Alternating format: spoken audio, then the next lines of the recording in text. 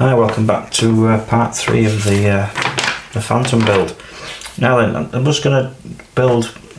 It starts off at these auxiliary air intakes, which are basically, when you build them, it's like that's the completed one, and that's all the little components to it. It's quite a few bits to it, just really, and that's painted. The outsides of it are green, and then the bottom of it's basically silver.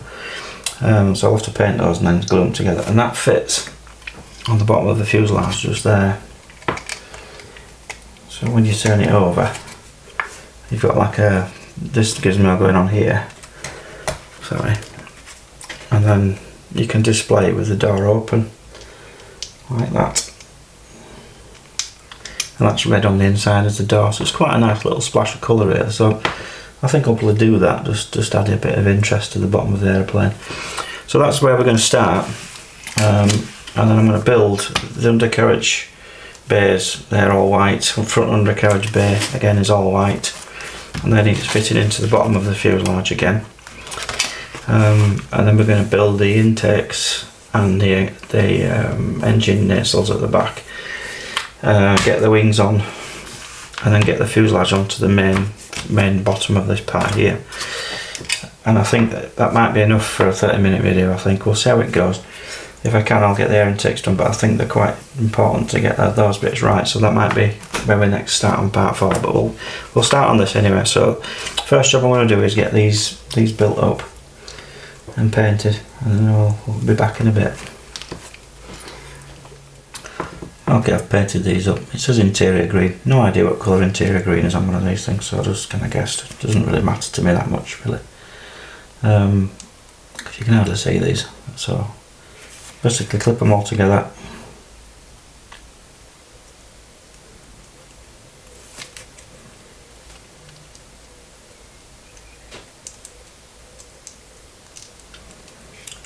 Glue them all up. And then you stick it in the bottom of the fuselage there, and then when you've got the little door open, you can just about see something in there. I guess that's the bottom of the engine that you can see just there. That's why it's that colour. It's like metallic grey, they call it. So yeah, I'll have it open, I might as well.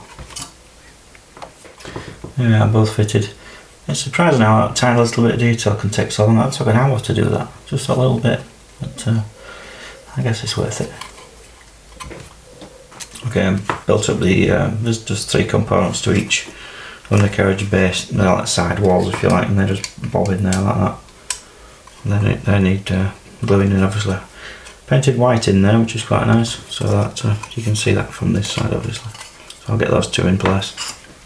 Okay, I've built up the undercarriage front, undercarriage bay. It shows painting it all white, but I don't want to do that first. What I want to do is fit it in there first, I think. It goes in like that. And then when you turn it over, you end up with a bit of a seam line where it joins the fuselage.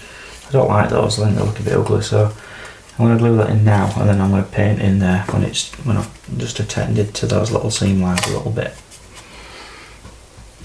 Okay, I took a file to that, took some lumps of plastic out of it, and to that box as well, and it now fits quite nicely again. So yeah, just a point of note. Yeah, it fits okay now. Well, it certainly fits better than it did. So yeah, obviously some quite tight tolerances on those parts. So there we go. Okay, I've painted the front air intakes. They're white in the inside apparently. Then you've got the outtake bits, the jets, the exhausts at the back. Just done them black inside, and then hit them with some dark aluminium, which basically looks like steel. I mean, if you look really carefully, you can see some detail in there. And then we've got the front of the engines that are down the back of the intakes. Done those the same, chuck some panel liner on there, and then let that dry. So what we need to do now is just glue this bit together, which is quite simple.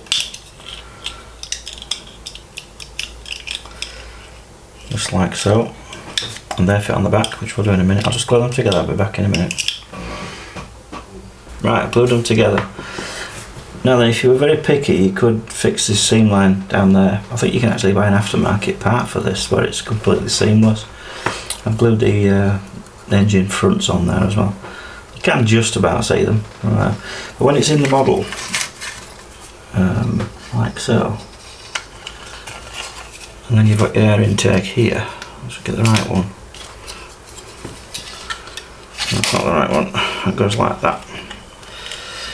You can't see down there very well at all. I mean, it's a hell of a long way down. I don't think it's necessary to do that. I mean, obviously this bit's seamless anyway, so you can paint that quite happily. But you can't see enough in there, in my opinion, to warrant going to the effort to fix that. So I'm not going to. So there we go. So that can go in there now. Two locating pins, one at the front there, and then this bit at the back. And just falling off. Yeah, it's not much to it really, so I need to put it in there, bit on there.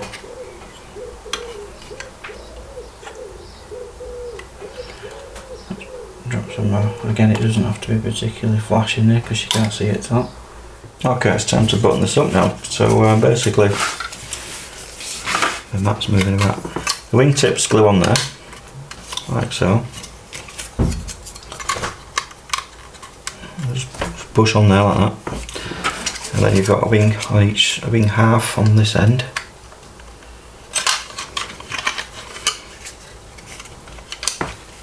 Try and find where the pin is.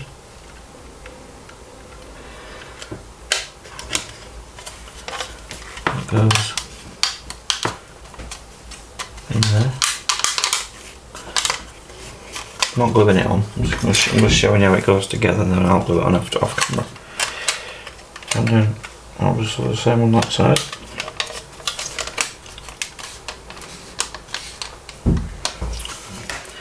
That's the wing on there. Obviously they'll be glued in place. And then you just put the top on.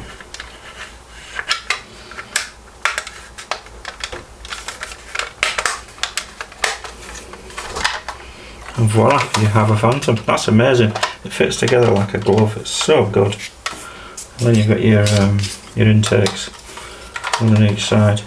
I'm not going to do the intakes yet.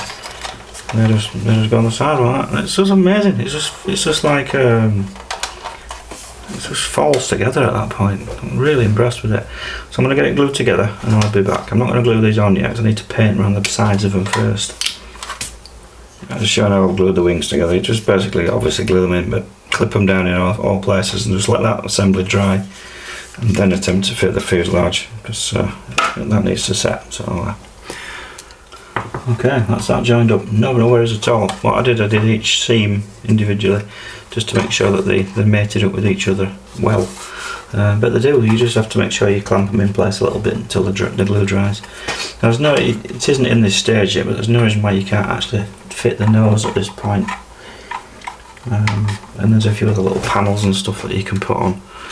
So I'm going to do that because it's just one less job to do really. So they just clip into place so well. We'll put the nose on as well. Big long nose, big beaky nose on this one, on the G's and the E's. So yeah, so it's coming on.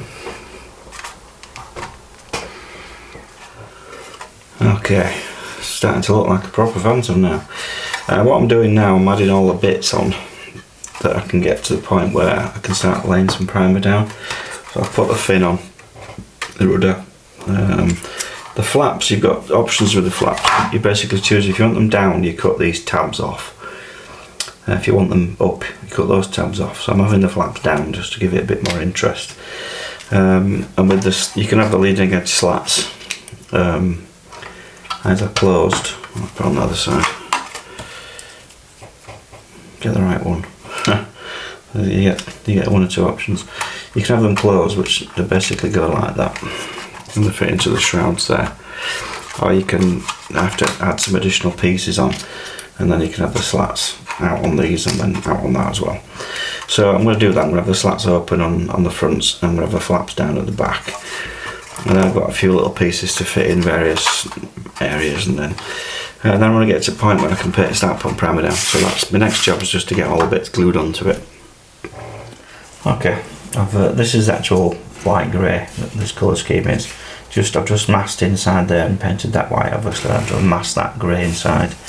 I've done the same with that intake. And what you end up with is it masked inside the actual intake itself. So it's worked out quite well as that, so we're quite happy with that. Now they can go onto the model. I might add, after they've been painted black and behind the intakes have been painted grey, because I can't get to that bit when these are stuck to there. So now they can go onto there. Okay, following the camel on this, it's such a simple model to paint. There's not a right lot of light grey on it. Well, there's bits, but it's mainly on the extremities. It's on the nose, the two tips and the tail. And I've just done basically just giving it a bit of variation, not completely covering the black. But the black undercoat, or the black base, has brought out the panel lines really nicely. And the nice panel lines on this kit, they're not too deep, they're just perfect. And I think they're just right. So yeah, that's the pale grey done. Okay, progress has been made. I've painted the darker grey on there, masked it all off obviously. It took a bit of masking actually. It wasn't too bad, but it's not that complex. But yeah, I think it's come out quite nice. Again, the black underpaint's done quite a nice job. I just didn't go too heavy on the paint. I just left it a little bit mottled. Okay, a bit of masking going on. I've masked off the nose and done that black. I did that. It was difficult to do that. I just eyeballed it because I couldn't think of any better way of doing it. Which worked out right. If you look at it from some angles, it doesn't look quite straight, but I don't know. It's a bit of an optical illusion, really. But yeah, that's done. I masked off the tail in preparation to do this area here. I haven't masked under here yet. I've masked off the tail plane just to make it the correct colour. So it's just bits of masking and tickling up. Okay, that masking went really nicely. It shows really bright on the camera. And, yeah, I just need to mask off this area. It doesn't give a colour call out for this area, so I'm just going to go with white like the rest of it. It will get calmed down a bit when it's finished, but yeah, that's another stage done. I've done the top of the fin as well, so I can start putting colours down on there now. Bit of an update, very much at the mask a bit, paint a bit situation. So I've masked all this area off and painted all these things. I'm assuming they're white in there, but whatever. So yeah, just doing the tail now at the moment, so I'll do the silver bit on here. Keep chipping away at this, adding, it's just basically mask a bit, paint a bit at the moment. I've fitted the tail plane on this area obviously. It fits really well actually. All you need to do is just kind of clip it into place and just add a little bit of glue at the back there, and that's it. Fits great. Anything else I need to do on that paint wise, I can do it while it's in place. Right, this lacquer's dried now, so I'm going to start putting some decals on this thing. There's quite a lot to put on there, so I'll just do a few at a time and see how it goes. Alright, this is a bit of model making I don't like. I don't like decals. I don't mind little decal, you know, this sort of decal. You know, these sort of things aren't so bad. Putting these bloody silly things on, these stripy black lines that you have to get in a straight line, do my freaking head in. I hate them with a passion. So, I'm not going to do it. I'm going to paint them on, because that is a nightmare. They snap off, they're a pain in, I just can't do with them. Rant over, I'm going to paint them on. Okay, understandably this might take a bit of time. When you want to do a straight line as a mask, you can't just put one piece of tape along there and then try and line the other piece up to it. But you can if you could, I don't know, I can't do it. So what I find it's better to do is create your first line accurately as you possibly can where it needs to be. And then cut a piece of tape the width of the line you want to create with paint. Lay that down and then lay the next piece of tape up to that so you can see where it's going to go very, very accurately. And then remove that piece of tape. And that becomes the line that you want to paint. And it's pretty accurate, isn't it? And there we go, painted them on. Quite easy to do, it's just a bit, it'll take more time than you wanting to spend really, because I end up with a floating mess like that. But yeah, it works. It's just time consuming, and I've now got to do across all along the ones along here, and so on the wings. I might try and get away with the decals on some of them, but I don't have any faith in them at all. I'm not very good with decals in straight lines, I've got to say. It's not my thing at all. I just find they irritate me so much, I don't like doing it. I just end up breaking them. So yeah, painting them. Okay, the decals on the wings are fine because they're only small, but these long thin black ones, nightmare. The one on this side went the same way as the top one did there, so that one goes there like that. And because if you look at this one, this is for a different, I don't know what this one's for. It's not for any of this kit. You don't put them on either of them, but it's a solid decal, so it doesn't twist itself, it doesn't get contorted. So to put that on there would be quite easy, but obviously it's not the right one, it's their own colour and everything. So what I'm going to do is use these as a mask, so they fit in a specific place, and that if you look at how it's cut, they go like that. So if I make a mask out of masking tape that shape minus the black line, that's the start of where the black line is, so that I just need to fill in the edges, and I'm going to use that as the mask, so it should work quite well. So I'll get one of those stuck on and I'll be back. Right, okay, after a considerable amount of messing about getting these walkway lines done, as I said, I've masked them and painted them. I do think they look quite nice now, but pain in the bum to do, really were. But yeah, decaling them, I just don't know how you're supposed to get those looking straight on a decal, because they start to grip and then you can't move them, and it's just a nightmare. There must be a technique to it that I don't know. Anybody that knows how to put decals on in a straight line that are long and thin, let me know please, because that drove me crazy. Anyway, I'm glad that bit's done, so I can move on again now with normal decals. Okay, I call it death by decal.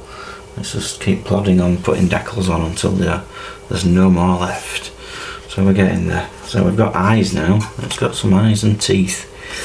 Now we just need to pay a bit of respect to the old little plastic bit that was sticking out there. Clung on for ages, stuck with me through thick and thin, finally fell off. You can't win them all, can you? But don't worry, we will revive him. We'll put a metal one in there at some point. Right, the Phantom is back, and as far as this video it's not gone away, but if you look at the video I made recently about this one, I was going to put it on the shelf of doom, and I did for about a day. But I've invested too much time into this now to kind of leave it. So what my plan is to fix all the niggles. If you watch the video, I'll put a card up if I can work out how to do it. I can't remember as to what my problems with it, but I'll just summarise. I didn't like the colours, it's too dark, decals don't look right, there's an issue with the intakes being in the wrong place, the colours there, decal problems, colour problems basically. So what I've decided to do is address the problems. There was a problem with the paint not being covered around this area here, so I've painted all that again. So managed to get the canopy off. While it was off, I've also just tinted it green, which I thought it was quite pretty. So that can go back on now. I'll glue that back on in place again. I haven't got masks for it anymore, so I'll have to make my own masks, which is not a problem. And then I've got enough decals to do most of it. The only decals I'm short of are the emergency ones on the side of the fuselage, so I can repaint the whole model. But I'm not going to do this colour scheme. I'm going to do the green, 2 shades of green and the grey one, because I've got the decals for most of that. And then I'll get some new decals from Meng. I don't know how long they're going to come, so the model might get shelved until I can actually get some new ones, but I can get most of it done. I just can't finish it off, that's all.